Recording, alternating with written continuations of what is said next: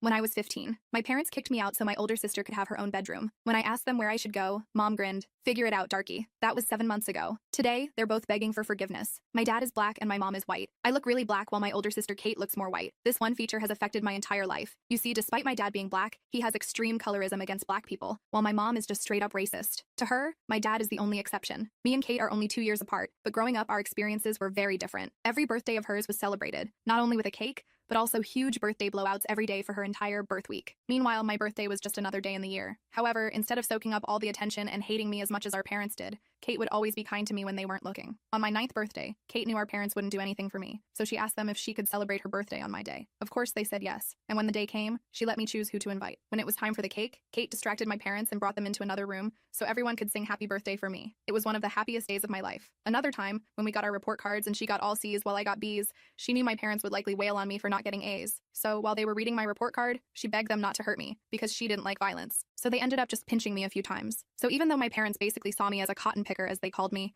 I still felt lucky because Kate was always there until one day when she turned her back on me. It was her 17th birthday. I woke up to the sound of not just my mom, not just my dad, but my entire family throwing all of my belongings into boxes. Your sister said all she wants for her birthday is her own room. Sorry, is the first thing my dad said when I asked what was going on. My eyes widened, and I asked them where I was supposed to go because there were no other rooms in the house. My mom chimed in, I don't know. You have phone numbers of friends and family. Figure it out, darky. Tears filled my eyes, and I looked over at Kate, who refused to make eye contact with me. Her entire body was tense. It took almost half an hour of convincing before I finally believed it wasn't some weird prank. I immediately started to howl with a deep sadness because the one thing I was holding on to, the one ally I had in the house, had abandoned me. And even as I curled into a ball and started to rock back and forth with a loneliness that I can't describe with words, they ignored me, just kept packing. By this point, my flight or fight kicked in. I numbed my emotions before walking out and calling the only other family member I trusted, my aunt, on my dad's side. After Kate's betrayal, I had no idea what she'd say, but she immediately said I could come over and stay for as long as I needed. I didn't eat breakfast that morning, didn't even give Kate her gift, just took the boxes, ordered an Uber, and left. But on the way there, Kate called me. I was filled with hate as I saw her name pop up on the screen, but picked up anyway. I'm so sorry, please don't hate me. My eyebrows furrowed, and I went completely silent. Are you alone right now? She asked. I told her yes. Kate didn't say anything else. She just turned on FaceTime and showed me a pregnancy test, with 2 pink lines. It was hers. I gasped. Lily, I'm pregnant. I don't want to tell mom and dad yet because, well, you know how they can be, but I don't want you to be home when they find out. I thought back to the time when Kate came home with a hickey. My parents shouted at me for almost an hour,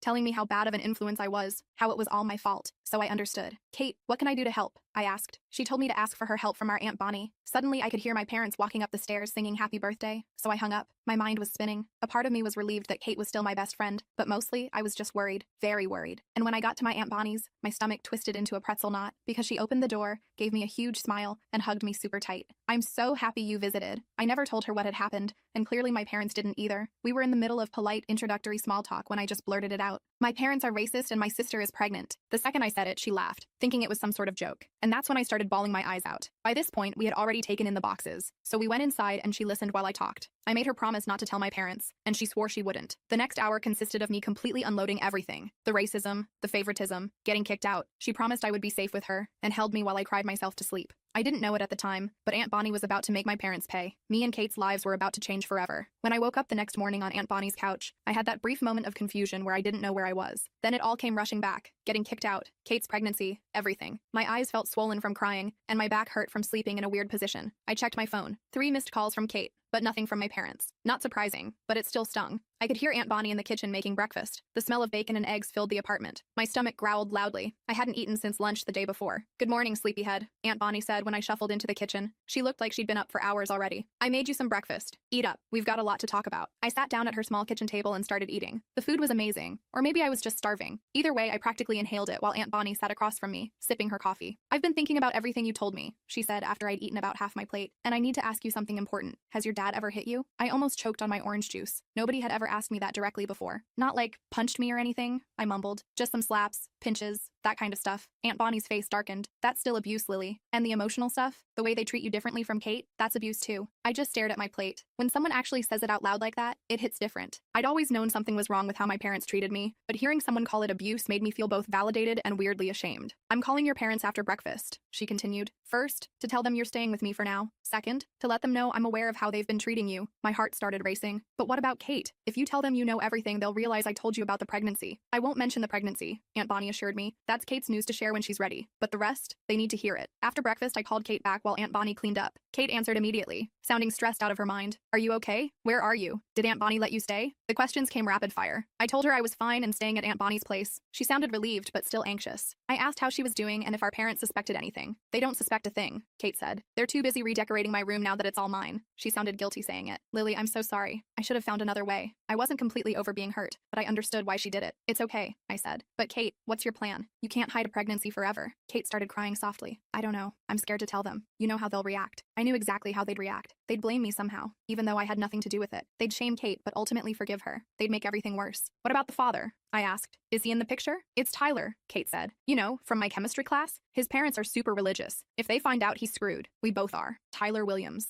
I knew him vaguely. Tall, quiet guy who played baseball. Not someone I would have expected Kate to date secretly. Have you thought about what you want to do? I asked carefully. Like, do you want to keep it or? I don't know yet, Kate admitted. I need time to figure it out. Can you ask Aunt Bonnie if she'll help me? Maybe I can come over and we can talk? I promised to ask Aunt Bonnie and told Kate to hang tight. Right after we hung up, I heard Aunt Bonnie on the phone in the living room. Her voice was raised, and even though I couldn't make out every word, I could tell she was laying into someone, my parents probably. I sat on the edge of the bed in Aunt Bonnie's spare room where she'd moved my boxes. Part of me wanted to eavesdrop, but another part was scared to hear what she was saying. After what felt like forever, the apartment went quiet. A minute later, Aunt Bonnie appeared in the doorway. Well, I just had a nice chat with your father, she said, her voice dripping with sarcasm. He claims they didn't kick you out, just suggested you might want to stay with friends for a while. I snorted. Yeah, right. They literally packed all my stuff. I know, Aunt Bonnie said, sitting down next to me. Your dad's always been good at rewriting history, but I made it clear you're staying with me for now, and we'll be having a family meeting soon to discuss how they've been treating you. My stomach dropped. A family meeting? With them? Do we have to? Eventually, yes, she said, but not right away. First, I want to get you settled here, and I get the feeling there's something you want to ask me. I nodded. Kate wants to know if she can come over to talk to you. About, you know, her situation. Aunt Bonnie smiled. Of course she can. Tell her to come over tomorrow after school. I'll make sure to be home early from work. The rest of that day was weird but nice. Aunt Bonnie helped me unpack my stuff in her spare room. It was small but way nicer than sharing with Kate. I had my own desk, a queen-sized bed, and actual privacy. Aunt Bonnie even took me shopping for some decorations to make the room feel more like mine. While we were out, I kept checking my phone. No messages from my parents. Not even a, "Are you okay?" or "We miss you." Just silence. Kate texted that she'd come over tomorrow around 4 p.m. to talk to Aunt Bonnie. That night, Aunt Bonnie ordered pizza and we watched movies on her couch. It felt so normal, like what I imagined other families did regularly. No walking on eggshells, no feeling like a burden just for existing, just relaxing and enjoying each other's company. You know, Aunt Bonnie said during a quiet moment, I always wanted kids of my own. Never worked out that way. But having you here, it's nice. I didn't know what to say to that, so I just smiled and focused on the movie. But something warm settled in my chest. For the first time in ages, I fell asleep feeling safe. The next day was a Tuesday. Aunt Bonnie had to work, but she left me a key and said to make myself at home. I spent the morning exploring her apartment and the afternoon doing some homework I'd brought with me. At 3:30, I started getting anxious about Kate's visit. Kate showed up right at 4, looking nervous but relieved to see me. We hugged for a long time in the doorway before I pulled her inside. This place is nice, she said, looking around. Aunt Bonnie's not home yet? She should be here any minute, I said. Want some water or something? Kate nodded and followed me to the kitchen. She looked pale and tired, like she hadn't slept well. We sat at the kitchen table in awkward silence for a few minutes before she spoke. Mom and Dad think I'm at debate team practice, she said. They don't suspect anything yet, but Mom made a comment about me gaining weight this morning. I almost had a panic attack. Before I could respond, we heard keys in the door. Aunt Bonnie walked in, still in her work clothes, carrying a bag of groceries. Her face lit up when she saw Kate. There's my other niece, she said warmly, setting down the groceries to give Kate a hug. Kate burst into tears the moment Aunt Bonnie's arms went around her. The next hour was intense. Kate told Aunt Bonnie everything. About Tyler, about being 8 weeks pregnant, about being terrified of our parents finding out. Aunt Bonnie listened carefully, asking questions, but never judging. Have you decided what you want to do? Aunt Bonnie asked gently. Kate shook her head. I don't know. I'm only 16. I'm supposed to go to college next year, but I also don't know if I could go through with an abortion. She started crying again. And adoption? I don't know. You have options, Aunt Bonnie said, and time to decide. But first, you need to see a doctor. Make sure everything's okay. I can take you if you want. Kate nodded gratefully. Could you? I'm scared to go alone, and I can't ask Mom. Of course, Aunt Bonnie said. And Kate, whatever you decide, I'll support you, even if your parents don't. Kate looked at me then, her eyes still wet with tears. I'm so sorry about what happened, Lily. I just panicked. I thought if they found out while you were still there. It's okay, I said, meaning it this time. I get it. And honestly, it's better here anyway. After Kate left, promising to text us about setting up a doctor's appointment, I helped Aunt Bonnie make dinner. My mind was spinning with everything that was happening. Kate's pregnancy, my new living situation, the inevitable confrontation with my parents that Aunt Bonnie was planning. Aunt Bonnie, I said as we chopped vegetables, what's going to happen when my parents find out about Kate? She sighed. I don't know, honey, but we'll face it together, all three of us. The next week was surprisingly peaceful. I settled into a routine at Aunt Bonnie's place. She'd wake me up for school, drop me off on her way to work, and pick me up afterward. We'd make dinner together, watch TV, and talk. She asked me questions about my interests, my friends, my classes, all the normal stuff parents are supposed to care about, but mine never did. Kate came over a few times after school, supposedly for debate team research. Aunt Bonnie took her to a doctor's appointment, confirming she was indeed about 9 weeks pregnant. Kate was still undecided about what to do,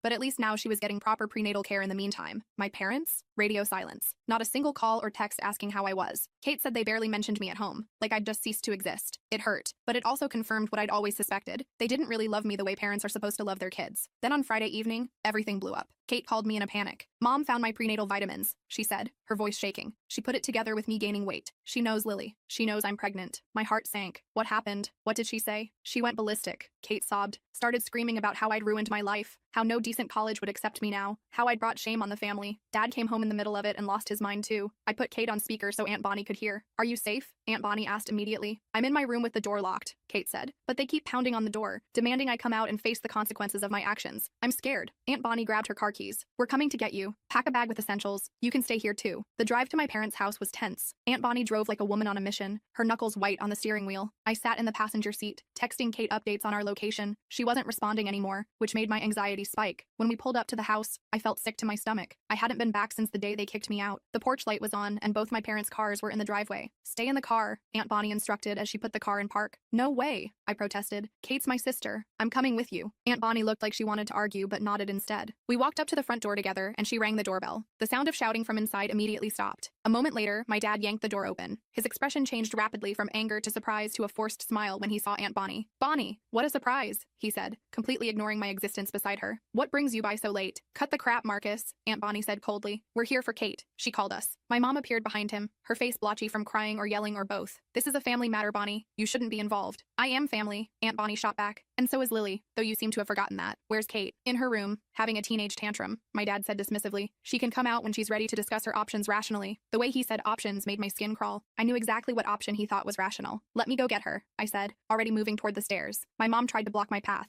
You don't live here anymore, Lily. You can't just move, Aunt Bonnie said, her voice so authoritative that my mom actually stepped aside. I ran upstairs to Kate's room, my old room too, and knocked gently. Kate, it's me. Open up. The door cracked open, and Kate peeked out, her face streaked with tears. When she saw it was really me, she flung the door open and hugged me tight. Thank God you're here, she whispered. They've lost their minds. Dad says I have to get an abortion, or he'll throw me out. Mom keeps crying about what people at church will say. Pack your stuff, I told her. You're coming to stay with me and Aunt Bonnie. Kate nodded and quickly grabbed a duffel bag, shoving clothes and toiletries inside. I helped her pack, grabbing things she missed, her laptop charger, her favorite sweater, the stuffed bear she'd given me years ago that had somehow survived the purge of my belongings. When we came back downstairs with her bag, my parents were still arguing with Aunt Bonnie in the entryway. You can't just take her, my mom was saying. She's 16. She's still a minor. Watch me, Aunt Bonnie replied. Unless you want me to call Child Protective Services and report how you've treated both your daughters, I suggest you step aside. My dad's face turned an alarming shade of red. Is that a threat? You have no proof of anything. I have Lily's testimony, Aunt Bonnie said calmly. And now I have evidence of you trying to force Kate into a medical procedure against her will. Do you really want to test me on this, Marcus? My parents exchanged a look. For the first time in my life, I saw something like fear in their eyes. Kate can make her own decisions when she turns 18, my mom said, changing tactics. For now, she stays here where we can take care of her. Take care of her like you took care of me? I blurted out. By treating her like garbage if she doesn't do exactly what you want? My dad finally acknowledged my presence with a glare. You don't know what you're talking about. We've always provided for both of you. Providing food and shelter is the bare minimum, I shot back. You never loved me. And now that Kate's done something you don't approve of, you're treating her the same way. Kate stepped forward, clutching her bag. I'm going with Aunt Bonnie and Lily. I'll be back when you're ready to support me no matter what I decide about my baby. My mom started crying again, but it felt manipulative rather than genuine. Kate, please, think about your future. I am thinking about my future, Kate said firmly. And right now, it's not here. We walked out of the house together, my parents too shocked to physically stop us. As we drove away, I looked back to see them standing in the doorway, watching us go. They looked small and pathetic somehow, no longer the towering figures of authority they'd been in my mind for so long. The next few days were adjustment. Kate took my bed while I slept on the pull-out couch. Aunt Bonnie's small apartment felt crowded with 3 people, but also warm and safe in a way our parents' house never had. My parents called Kate's phone constantly for the first 2 days, alternating between threats and tearful pleas for her to come home. She eventually turned off her phone to get some peace. They didn't call me once. On the 3rd day, I was alone in the apartment while Aunt Bonnie was at work, and Kate was at her follow-up doctor's appointment. The doorbell rang, and when I looked through the peephole, I nearly had a heart attack. My parents were standing there. I called Aunt Bonnie immediately. They're here, I whispered into the phone. Mom and Dad are at the door. Don't let them in, she said firmly. I'm leaving work now. I'll be there in 20 minutes. The doorbell rang again, followed by pounding. Lily, we know you're in there, my dad shouted. Open this door right now. I stayed quiet, hoping they'd give up and leave. They didn't. After a few minutes, I heard a key in the lock. The door swung open, revealing my parents. My dad was holding a key. Aunt Bonnie gave us a spare key once when she went on vacation, he explained, his voice calmer now. In case of an emergency with her plants and mail. I backed away from them. This isn't an emergency. You need to leave. My mom stepped inside, looking around the apartment. Where's Kate? We need to talk to her. She's not here, I said truthfully. And I already called Aunt Bonnie. She's on her way home. My dad sighed heavily. Lily, this has gone far enough. You've made your point. But Kate needs to come home now. She's still a minor, and what Bonnie's doing could be considered kidnapping. She didn't kidnap anyone, I snapped. Kate chose to leave because you were forcing her to get an abortion. We weren't forcing her, my mom said, though her eyes slid away from mine. We were just trying to help her see the right choice. The right choice according to who? You? I was furious now. It's her body, her baby, her choice. My dad took a step toward me, and I instinctively stepped back. Something flashed in his eyes. Hurt, maybe, that I was afraid of him. Good. He should feel bad. This isn't about you, Lily, he said. You always make everything about yourself. I couldn't believe what I was hearing. Are you serious right now? You kicked me out of the house for Kate's birthday. You've treated me like I'm nothing my entire life. And now you have the nerve to say I make everything about myself? Before they could respond, the apartment door flew open again. Aunt Bonnie stood there looking furious. Behind her was Kate, her face pale with shock at seeing our parents. Get out of my apartment, Aunt Bonnie said to my parents, her voice deadly calm. Not without Kate, my dad replied, turning to look at my sister. Come on, Kate. This has gone on long enough. Come home where you belong. Kate moved to stand beside me and Aunt Bonnie. I'm not going anywhere with you. Not until you accept that this is my decision to make. My mom started crying again. Kate, please. We just want what's best for you. No, you want what's easiest for you, Kate shot back. What's best for your reputation. You don't care about what I want or need. That's not true, my dad protested. We love you. Like you love Lily? Kate asked pointedly. That shut them up. They looked at me, then at each other, clearly not knowing how to respond. Aunt Bonnie stepped forward. I think it's time we all had that family meeting I mentioned. Sit down, both of you. She gestured to the couch. Surprisingly, my parents sat. Maybe they were shocked by Aunt Bonnie's authority, or maybe they finally realized the seriousness of the situation. Either way, for the next 2 hours, we talked. Really talked. Kate explained how terrified she was when she found out she was pregnant, how she knew our parents would react badly. I told them how their treatment had affected me all my life. The birthdays, the report cards, the constant feeling of being less than. Aunt Bonnie shared her perspective as an outsider who had watched their behavior for years without saying anything, something she now regretted. My parents mostly listened, occasionally trying to defend themselves but getting shut down quickly. By the end, my mom was crying for real, not the manipulative tears from before. My dad looked like he'd aged 10 years in one afternoon. I didn't realize, he said finally, his voice rough. I didn't see what we were doing. Bull, Aunt Bonnie said flatly. You saw. You just didn't care. The question is whether you care now. My mom looked at me through her tears. Lily, I'm so sorry. We've been terrible parents to you. It was the first genuine apology I'd ever heard from her. I didn't know what to do with it. Part of me wanted to accept it immediately, to have the loving parents I'd always wanted. Another part wanted to tell them to go to hell. Sorry doesn't fix 16 years, I said eventually, but it's a start. The conversation shifted to Kate and her pregnancy. Our parents were still clearly unhappy about it, but they stopped pushing for an abortion. Instead, they actually listened as Kate talked about her options, keeping the baby, adoption, or termination, and her fears about each choice. By the time they left, nothing was resolved, but something had shifted. They promised to respect whatever decision Kate made about her pregnancy. They invited both of us to come home, but also said they understood if we wanted to stay with Aunt Bonnie for now. As Aunt Bonnie closed the door behind them, the three of us collapsed onto the couch, emotionally exhausted. Do you think they meant it? Kate asked quietly. About supporting my decision? I don't know, Aunt Bonnie said honestly. People don't change overnight, but they might be starting to see the damage they've done. I wasn't convinced. One conversation, no matter how intense, couldn't undo a lifetime of behavior. But for the first time, I felt like maybe, just maybe, things could be different. That night, as I lay on the pull-out couch staring at the ceiling, I thought about everything that had happened. In less than 2 weeks, my entire life had been turned upside down. I'd lost my home, gained an ally in Aunt Bonnie, and somehow ended up in a strange new dynamic with my parents. Kate came out of the bedroom and sat at the edge of my makeshift bed. Can't sleep? I asked. She shook her head. Too much going on in here. She tapped her temple. Lily, do you think I should give them another chance? I sat up. That's your call. They're still our parents, for better or worse. I'm scared they'll go back to how they were before, she admitted. That they'll pressure me about the baby or treat you badly again. Probably, I said honestly. People don't change that easily. But now we have Aunt Bonnie, and we have each other. Kate smiled a little. We've always had each other. She paused, then added, I think I want to keep the baby. Is that crazy? I reached out and squeezed her hand. Not crazy. Scary. Sure. But you'll be an amazing mom. Better than ours at least, Kate said with a bitter laugh. As we sat there in the dark, I realized something important. No matter what happened with our parents, whether they truly changed or just pretended to, Kate and I would be okay. We had survived this far. We would keep surviving. Together. The journey ahead would be complicated. Kate's pregnancy, my uncertain living situation, our fractured relationship with our parents. But for the first time, I felt like we weren't facing it alone. The next morning, I woke up with a weird sense of hope, mixed with doubt. Kate was curled up next to me on the pull-out couch, having fallen asleep there after our late-night talk. She looked peaceful for once, one hand resting protectively over her still flat stomach. I carefully got up without waking her and found Aunt Bonnie in the kitchen making pancakes. "Morning," she said, sliding a stack onto a plate for me. "How'd you sleep?" "Okay, I guess," I said, dousing the pancakes in syrup. "Kate told me she wants to keep the baby." Aunt Bonnie nodded, not looking surprised. "I figured she might. That girl's got a nurturing spirit. Always has." She sat down across from me. "How do you feel about becoming an aunt?" I hadn't really thought about it that way. Weird. Good weird, though. We ate in comfortable silence until Kate shuffled in, hair sticking up in all directions. Aunt Bonnie wordlessly passed her a plate of pancakes, which she accepted gratefully. "So what happens now?" I asked after we'd all eaten. "Now we figure out a game plan," Aunt Bonnie said. "Kate needs to finish school. You both need stability. And your parents need to prove they're serious about changing." Kate looked down at her empty plate. "I should probably talk to Tyler too. He deserves to know what I'm deciding." That conversation happened later that day. Tyler came over looking terrified, probably expecting Aunt Bonnie to tear him a new one. Instead, she offered him lemonade and gave them privacy to talk in the bedroom while I pretended not to eavesdrop from the hallway. I couldn't hear everything, but Tyler's reaction surprised me. No arguing or denying responsibility. Instead, he kept saying stuff like, "Whatever you need," and "I'll be there." When they came out an hour later, Kate looked relieved, and Tyler looked determined, if still scared. "I'll tell my parents tonight," he promised before leaving. "They'll freak, but they're big on responsibility. They won't let me bail." After he left, Kate flopped down next to me on the couch. "Well, that went better than expected." "He seems decent," I admitted. "He is," Kate said, scared out of his mind, but decent. The next couple days passed in a blur of planning. Aunt Bonnie called our parents for another meeting, this time with all of us plus Tyler and his parents. Talk about awkward. Tyler's parents were shocked but rallied quickly, especially his mom. My parents were stiff and formal, but at least they weren't yelling. The adults talked about practical stuff, medical insurance, living arrangements, school plans. I mostly sat quietly, watching everyone's faces. My dad kept looking at me when he thought I wasn't paying attention, this weird mix of guilt and something else I couldn't identify. My mom barely made eye contact with anyone. After that meeting, our parents asked if we'd consider coming home for dinner that weekend. A fresh start, my mom called it. Kate immediately looked at me. "Up to Lily," she said firmly. "I go where she goes." My dad nodded slowly. "Fair enough." I agreed, but only if Aunt Bonnie came too. No way was I walking back into that house without my backup. They reluctantly said yes. That Friday night was the most uncomfortable dinner of my life. My mom had clearly spent hours cooking all our favorite foods, even remembering mine correctly, which was a first. The conversation was strained, everyone trying too hard to be polite. Halfway through dinner, my dad cleared his throat.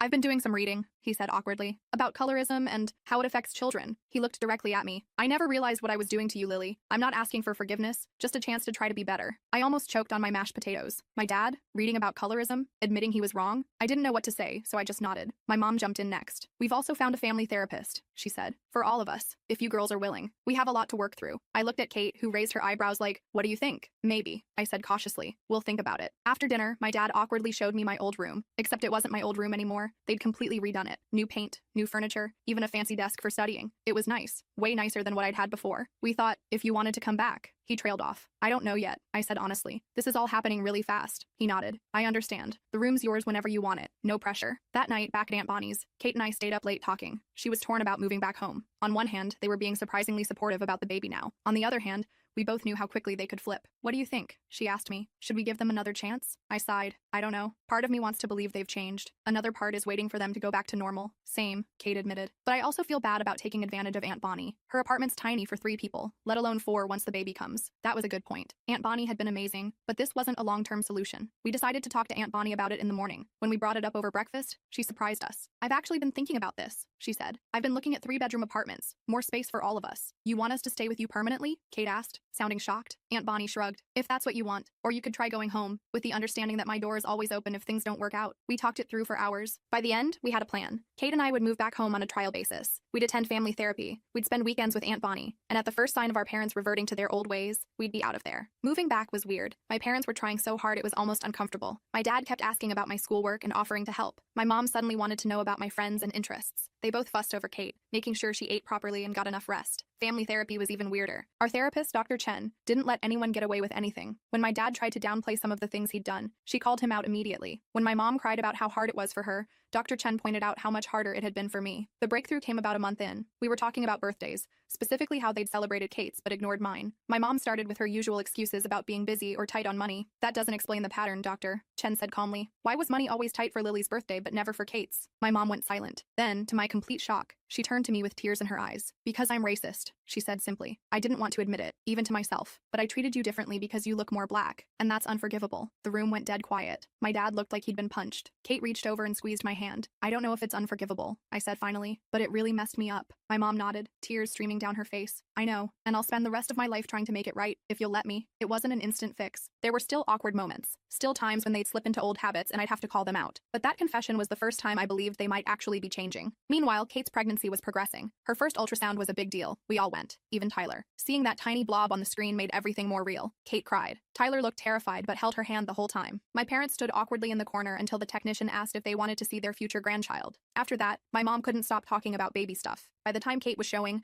our family had fallen into a new routine. It wasn't perfect, but it was better. My parents were trying consistently. I was cautiously letting them back in. Kate was glowing despite the morning sickness and swollen ankles. We still spent every other weekend with Aunt Bonnie. Those weekends became my favorite. Just the three of us hanging out, watching movies, talking about everything and nothing. Aunt Bonnie never pressured us about our parents. She just listened and offered advice when asked. One Saturday at Aunt Bonnie's, Kate grabbed her stomach suddenly while we were watching TV. My heart nearly stopped until she laughed. "The baby's kicking," she exclaimed. "Here, feel." She grabbed my hand and placed it on her rounded belly. Sure enough, I felt a little thump against my palm. It was the weirdest, coolest thing I'd ever experienced. "Hey in there," I said to Kate's stomach. "I'm your Aunt Lily. Can't wait to meet you." Kate smiled so big I thought her face might split. "I found out yesterday," she said. "It's a girl, a niece. I was going to have a niece." Something about that made everything more real. "Have you thought about names?" Aunt Bonnie asked. Kate nodded. "I like Bonnie Lily Williams." She looked at us shyly. "After my two favorite people." I didn't cry. I absolutely did not cry. Okay, maybe I cried a little. When we told our parents the baby's name, my mom actually hugged me. Not a stiff, formal hug, but a real one. "She'll be lucky to have you as her aunt," she said softly. The months flew by. Kate finished her first semester of community college with decent grades despite everything. Tyler got a part-time job and saved every penny for the baby. My parents converted their home office into a nursery, painting it yellow because Kate didn't want pink. Aunt Bonnie knitted enough baby blankets to survive a nuclear winter. I focused on school too, getting straight A's my senior year. When college acceptance letters started arriving, my parents were genuinely excited for me. They even threw me a small party when I got into my first choice, the first real celebration they'd ever given me. It felt good, if a little surreal. Kate's water broke 2 weeks early, right in the middle of my graduation ceremony. One minute I was walking across the stage to get my diploma, the next my dad was frantically waving from the audience. We rushed to the hospital, still in my cap and gown. The labor was long, 16 hours of Kate alternating between crying, screaming, and threatening to murder Tyler if he ever touched her again. We all took turns sitting with her, me, my parents, Tyler, his parents, Aunt Bonnie. By hour 15, we were all exhausted. But then, suddenly, it was happening. The doctor was telling Kate to push, and a few minutes later, a tiny crying human was placed on Kate's chest. Bonnie Lily Williams was 6 pounds, 7 ounces of perfect. She had Kate's nose, Tyler's chin, and skin a shade between theirs. My parents cried when they held her. So did Aunt Bonnie. So did I, if I'm being honest. That night, after everyone else had gone home or to the cafeteria, it was just me and Kate in the hospital room. Kate was dozing while I held baby Bonnie. "Hey there," I whispered to my niece. "You caused quite a stir. You know that? Changed everything." And she had. Looking at her tiny face, I realized how much had shifted in less than a year. Kate and I had gone from sisters surviving our parents to actual family. My parents had gone from people I feared and resented to people I was cautiously starting to trust. Aunt Bonnie had gone from a distant relative to one of the most important people in my life. None of it was perfect. My parents still slipped up sometimes. Family therapy was still a weekly necessity. Kate and Tyler were still figuring out co-parenting while finishing high school. I still had moments of doubt about forgiveness. But looking at baby Bonnie, I knew we'd figure it out. All of us. Together. As if sensing my thoughts, baby Bonnie opened her eyes and looked right at me. I swear she smiled, though the rational part of me knows newborns don't really smile. In that moment, I felt this fierce protectiveness wash over me. This little girl would never know what it felt like to be unwanted or unloved. She would grow up surrounded by people who adored her, including a mom, grandparents, and an aunt who had learned the hard way what family should be. "You're going to be fine," I whispered to her. "We all are."